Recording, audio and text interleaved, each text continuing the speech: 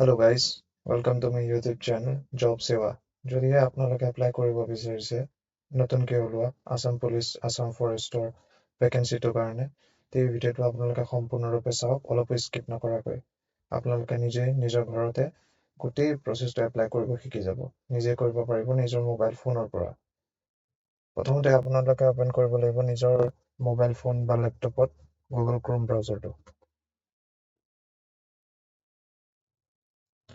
Google Chrome ব্ৰাউজাৰটো open কৰি লোৱাৰ পিছত আপোনালোকে চাৰ্চ মাৰিব লাগিব SLPRB বুলি, আৰু চাৰ্চ মাৰাৰ পিছত আপোনালোকে প্ৰথম যিটো লিংক পাব সেই লিংকটোত ক্লিক কৰিব। আৰু যদি এই লিংকটো আপোনালোকৰ বিচৰাত অসুবিধা হ'ব পাৰে হয়, তেতিয়াহ'লে মই ডেছক্ৰিপশ্যনত লিংকটো প্ৰভাইড কৰি দিম আপোনালোকক। লিংকটো অহাৰ পিছত আপোনালোকে ইয়াত এপ্লাই হেয়াৰ যিটো ছেকশ্যন আছে ইয়াত ক্লিক কৰি ল'ব। আপোনালোকৰ এই পেজটো অপেন হৈ যাব।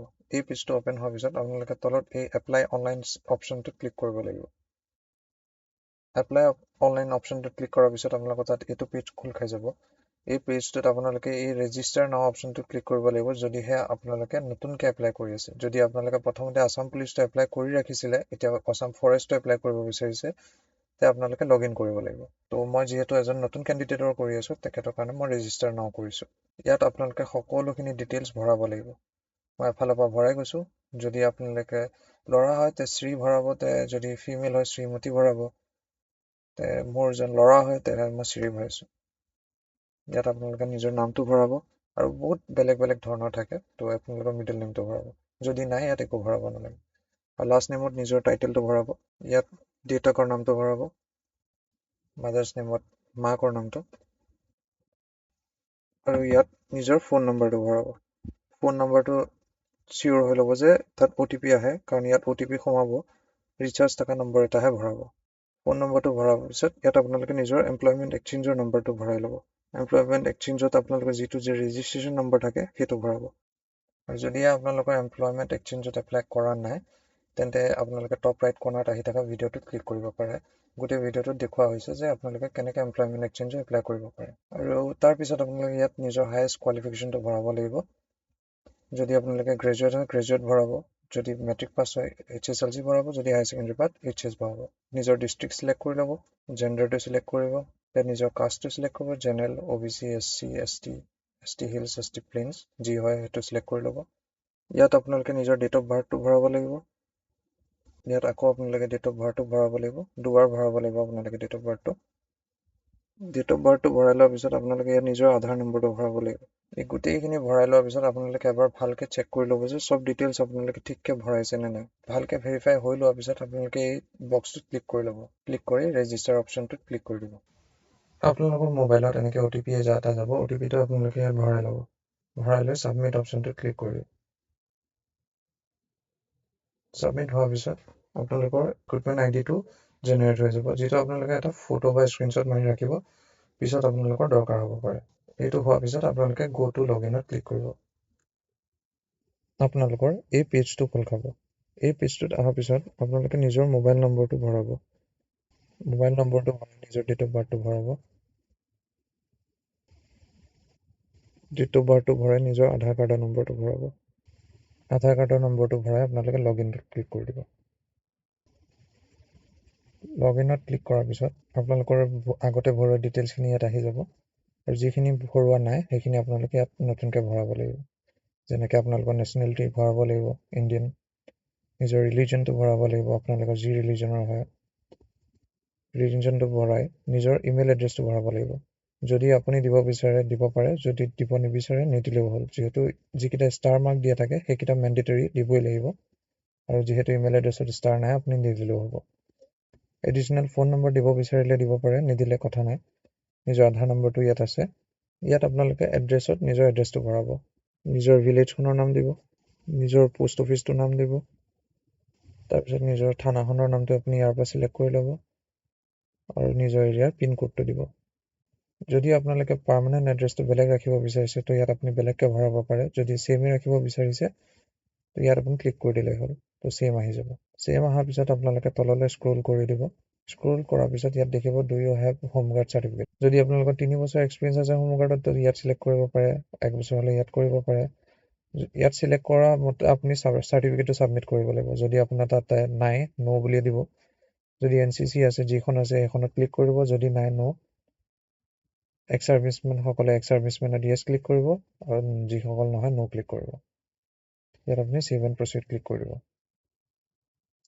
ইয়াত আপোনালোকে নিজৰ এডুকেশ্যনেল ডিটেইলছখিনি ভৰাব লাগিব 10th আপোনালোকে নিজৰ বৰ্ডখন সিলেক্ট কৰি ল'ব আমাৰ অসমৰ সেৱা হয় তো সেৱা সিলেক্ট কৰিব যদি কাৰোবাৰ বেলেগ আপুনি বেলেগ সিলেক্ট কৰিব পাৰে তাৰপিছত আপোনালোকে 10th আপোনালোকৰ ৰোল নম্বৰটো ভৰাব লাগিব ইয়াত নিজৰ ৰোল নম্বৰটো ভৰোৱাৰ পিছত যোনটো চনত আপোনালোকে পাছ কৰিছিলে সেই চনটো ভৰাব আৰু নিজৰ ইয়াত পাৰ্চেণ্টেজটো ভৰাব পাৰ্চেণ্টেজটো উলিয়াবলৈ হ'লে আপোনালোকৰ যিটো টোটেল মাৰ্কছ হয় সেইটোত 6 দি ডিভাইড কৰিলে আপোনালোকৰ পাৰ্চেণ্টেজটো ওলাই যাব তললৈ আহি আপোনালোকৰ নিজৰ 12ৰ ডিটেইলছখিনি ভৰাব লাগিব নিজৰ বৰ্ডটো সিলেক্ট কৰি ল'ব যিটো যি বৰ্ড হয় আমাৰ অসমৰ AHSCC হয় তো এইটো সিলেক্ট কৰিছোঁ মই নিজৰ ষ্ট্ৰীমটো সিলেক্ট কৰিব সায়েন্স আৰ্টছ কমাৰ্চ আদাৰ্ছ কিবা থাকিলে আদাৰ্ছ ইয়াৰ অফ পাছিংটো সিলেক্ট কৰিব নিজৰ পাৰ্চেণ্টেজটো ভৰাব হাই ছেকেণ্ডেৰী পাৰ্চেণ্টেজটোৰ কাৰণে আপোনালোকে টোটেল মাৰ্কছৰ পৰা 5 দি ডিভাইড কৰিব লাগিব ডিটেইলছখিনি ভৰোৱাৰ পিছত এবাৰ নিজে চাই ল'ব যে সব ঠিকে আছে নে নাই কনফাৰ্ম হোৱাৰ পিছত আপুনি সেভ এণ্ড প্ৰিভিউ মাৰিব পাৰে এই পেজটোত আপোনালোকে নিজৰ ডকুমেণ্টছখিনি আপলোড কৰিব লাগিব ইয়াত আপোনালোকে এইটো ছেকশ্যনত নিজৰ ফটোখন আপলোড কৰিব লাগিব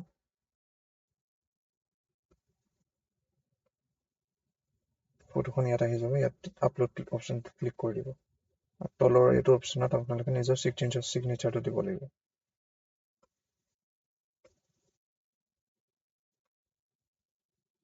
চাৰ্টিফিকেট অফ এজ প্ৰুফত আপোনালোকে নিজৰ মেট্ৰিকৰ এডমিটখন দিব পাৰে নহ'লে মেট্ৰিকৰ চাৰ্টিফিকেটখন দিব পাৰে যদি বেলেগ ডকুমেণ্ট আছে আপুনি দিব পাৰে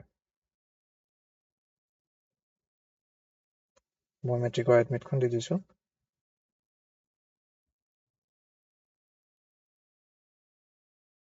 এমপ্লয়মেণ্ট এক্সচেঞ্জৰ ৰেজিষ্ট্ৰেশ্যন কাৰ্ডখন আপলোড কৰিব লাগিব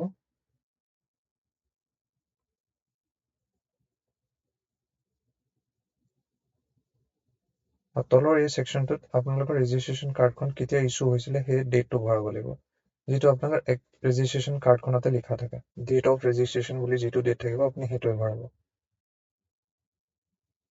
তাৰপিছত আপলোডত ক্লিক কৰি দিব তাৰপিছত ইয়াৰ তলত আপোনালোকে নিজৰ আধাৰ কাৰ্ডখন আপলোড কৰিব লাগিব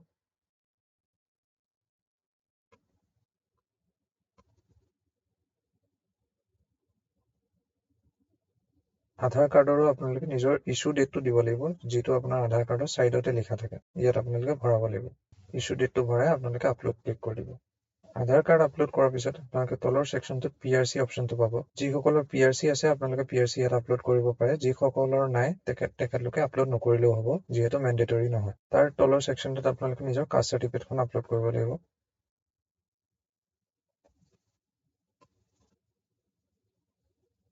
কাষ্ট চাৰ্টিফিকেটৰ আপোনালোকে ইছ্যু ডেটটো ইয়াত ভৰাব লাগিব যিটো আপোনালোকৰ কাষ্ট চাৰ্টিফিকেটতে লিখা থাকিব ডেটটো ভৰোৱাৰ পিছত আপোনালোকে আপলোডত ক্লিক কৰি দিব তাৰপিছত ইয়াত তলত আপোনালোকে নিজৰ মেট্ৰিকৰ চাৰ্টিফিকেট আৰু মাৰ্কশ্বিট দুইটা একেটা PDFতে ভৰাই আপলোড কৰিব লাগিব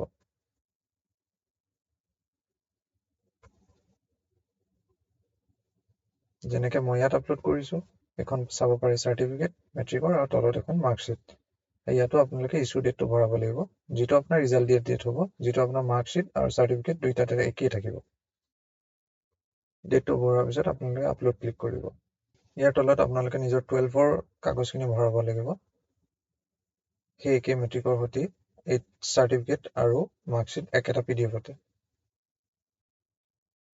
ইয়াতো আপোনালোকে নিজৰ ইছ্যু ডেটটো ভৰাব লাগিব যিটো আপোনালোকৰ চাৰ্টিফিকেট আৰু মাৰ্কশ্বিট দুইটাতে দিয়া থাকিব ডেটটো ভৰোৱাৰ পিছত আপোনালোকে আপলোড কৰিব গোটেইখিনি ডকুমেণ্ট আপলোড হোৱাৰ পিছত আপোনালোকে এবাৰ ইয়াত ভিউত টিপি চেক কৰি ল'ব যে সব ডকুমেণ্ট ঠিককৈ আপলোড হৈছে নে নাই যেনেকৈ ফটো ছেকশ্যনত আপুনি ইয়াত যদি ভিউ কৰে আপোনাৰ নিজৰ ফটোখন দেখা পাই যাব ইয়াৰ পৰা ক্লোজ কৰি পেলাই আপোনালোকে ছিগনেচাৰ ছেকশ্যনটোত ছিগনেচাৰটো চেক কৰিব পাৰে ঠিকে আপলোড হৈছে নে নাই এইটো ক্লোজ কৰিব আৰু যিসকলে হাইয়েষ্ট কোৱালিফিকেশ্যন গ্ৰেজুৱেশ্যন ভৰাই তলত ইয়াত আৰু এটা অপশ্যন আহি যাব গ্ৰেজুৱেশ্যন চাৰ্টিফিকেট বুলি তাত আপোনালোকে নিজৰ গ্ৰেজুৱেশ্যন চাৰ্টিফিকেটখন আপলোড কৰি দিলেই হয় গোটেইখিনি আপোনালোকে ভেৰিফাই কৰি লোৱাৰ পিছত ছেভ এণ্ড প্ৰচিডত ক্লিক কৰি দিব ইয়াত আপোনালোকৰ গোটেই ডিটেইলছখিনি আহি যাব যিখিনি আপুনি এতিয়ালৈকে ভৰালে গোটেইখিনি এবাৰ ভালকে চাই ল'ব, কাৰণ ইয়াৰ পিছত আপোনাৰ এইটো ফাইনেল ছাবমিট হৈ যাব। ইয়াৰ পিছত আপুনি এডিট কৰিব নোৱাৰিব আৰু গোটেইখিনি বস্তু আপোনালোকে ভালকে এবাৰ চেক কৰি লোৱাৰ পিছত তাৰ পিছতহে আপোনালোকে ছাবমিট কৰিব। ইয়াত আপোনালোকৰ নিজৰ ডকুমেণ্টখিনি দেখি গৈছে। ইয়াত আপোনালোকে ডকুমেণ্টখিনি ইয়াৰ পৰা আকৌ ভিউ কৰিব পাৰে। মই গোটেইখিনি ভালকে এবাৰ চাই লোৱাৰ পিছত আপুনি যেতিয়া চিয়'ৰ হ'ব যে চব আপোনাৰ ঠিকে আপলোড হৈছে বা ঠিকে ফিল আপ কৰিছে, তাৰপিছত আপোনালোকে ইয়াত কনফাৰ্মত ক্লিক কৰি দিব। কনফাৰ্মত ক্লিক কৰি ইয়াত অ'কে কৰিব। অ'কে কৰাৰ পিছত ইয়াত আপোনালোকক গোটেইখিনি এডভাৰটাইজমেণ্ট দেখা পাই যাব। যি জবৰ কাৰণে এলিজিবল হয় গোটেইখিনি জবত ইয়াত এপ্লাই অপশ্যনটো আহি যাব। মই বৰ্তমান আপোনালোকক ফৰেষ্ট গাৰ্ডৰ এপ্লাইটো কৰি দেখাই আছো। চবৰে এপ্লাই একেই হয়। ইয়াত যিটো মানে প্ৰচিডিউৰ ফ'ল' হ'ব বাকী কেইটাতো সেই ছেইম একেই হ'ব। এপ্লাই কৰাৰ সময়ত আপুনি এপ্লাইটো ক্লিক কৰি দিব। ক্লিক কৰাৰ পিছত ইয়াত নিজৰ চাৰ্টিফিকেশ্যনখিনি দিব লাগিব। যদি আপোনালোকৰ হায়াৰ ছেকেণ্ডেৰীত ছায়েন্স আছিলে, ফিজিক্স, কেমেষ্ট্ৰি, মেথছ আছিলে, আপুনি তেতিয়াহ'লে য়েছ কৰিব। যদি নাই তে ন' কৰিব লাগিব। থাকা হ'লে ইয়াত য়েছ কৰিব, নাথাকা হ'লে ইয়াত ন' কৰিব। যিহেতু মোৰ আছে ত' মই য়েছ কৰিম। আপোনালোকে ইয়াত নিজৰ হায়াৰ ছেকেণ্ডেৰী মাৰ্কশ্বিটখন আপলোড কৰি দিব লাগিব।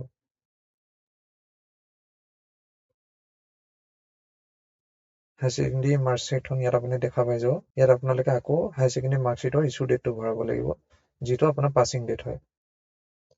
ভৰাই লোৱাৰ পিছত আপুনি আপলোডত ক্লিক কৰি দিব। যোনসকলে সাঁতুৰিব জানে তেখেতসকলে ইয়াত য়েছ ক্লিক কৰিব, যোনে নাজানে তে ন' ক্লিক কৰিব। আৰু যদি আপুনি য়েছ ক্লিক কৰে আপুনি ইয়াত চাৰ্টিফিকেট আপলোড কৰিব লাগিব। যদি নাই তে ন' ক্লিক কৰিব। এইকেইটাৰ কাৰণেও একেই হয়। বেণ্ডমেনৰ কাৰণে আপুনি যদি আপোনাৰ চাৰ্টিফিকেট আছে য়েছ কৰিব, নাই যদি ন'। বাগলাৰৰ কাৰণে যদি আছে আপোনাৰ য়েছ, নাথাকিলে ন'। গোটেইখিনি কৰাৰ পিছত আপুনি ছেভ এণ্ড প্ৰচিডত ক্লিক কৰিব। ইয়াত আপোনালোকৰ পোষ্ট প্ৰেফাৰেঞ্চ কেইটা আহি যাব। ইয়াত আপোনালোকে যোনটো পোষ্ট আগত দিব বিচাৰে সেইটো আপুনি আগত দিব, যোনটো পিছলৈ দিব বিচাৰে সেইটো পিছত দিব। ইয়াত এটা পোষ্ট দেখাই থকা নাই, যিটো হ'ল ফৰেষ্টাৰ গ্ৰেড 1। যদি আপুনি হায়েষ্ট কোৱালিফিকেশ্যনৰ গ্ৰেজুৱেট ভৰাই দিয়ে তেতিয়া ইয়াত আপোনাৰ ফৰেষ্টাৰ গ্ৰেড 1টো দেখা পাই যাব। যিহেতু মই হায়াৰ ছেকেণ্ডেৰী ভৰাইছো তে ইয়াত only higher secondary pass post কেইটাহে দেখা পাইছো। মই ফৰেষ্ট গাৰ্ডটো প্ৰেফাৰেঞ্চ 1ত ৰাখিছো। তেনেকে আকৌ আপুনি ধৰি লওক এইটো আপুনি প্ৰেফাৰেঞ্চ 2 ৰাখিব বিচাৰে, এইটো ক্লিক কৰি ছাবমিট কৰি দিব। গোটেইখিনি প্ৰেফাৰেঞ্চ ভৰাই লোৱাৰ পিছত আপোনালোকে ইয়াত ছেভ এণ্ড প্ৰচিডত ক্লিক কৰি দিব। ছেভ এণ্ড প্ৰচিডত ক্লিক কৰাৰ পিছত আপোনাৰ ডিটেইলছখিনি ইয়াত আকৌ আপুনি দেখা পাই যাব।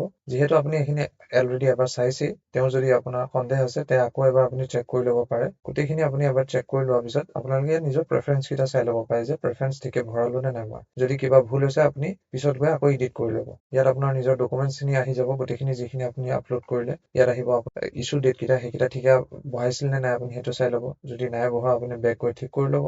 ইয়াত আপোনাৰ এইখিনি ডকুমেণ্টছ আহিব যিখিনি আপুনি এপ্লাই কৰাৰ পিছত ভৰাইছে। ত' ইয়াত মই যিহেতু HSৰ মাৰ্কশ্বিটখন পিছত ভৰাইছো ত' ইয়াত মই গৈ চাই ল'ব পাৰিম।